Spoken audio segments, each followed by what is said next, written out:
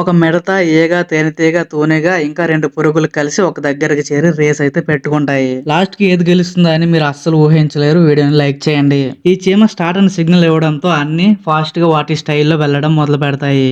ఈగ, తేనెటీగ, తూనెగ ఇంకో పురుగు ఎగురుకుంటూ వెళ్తుంటాయి. మిడత జంప్ చేస్తూ వెళ్తుంటుంది. ఇంకో పురుగు టైర్ లా రోల్ అవుతూ వెళ్తుంది.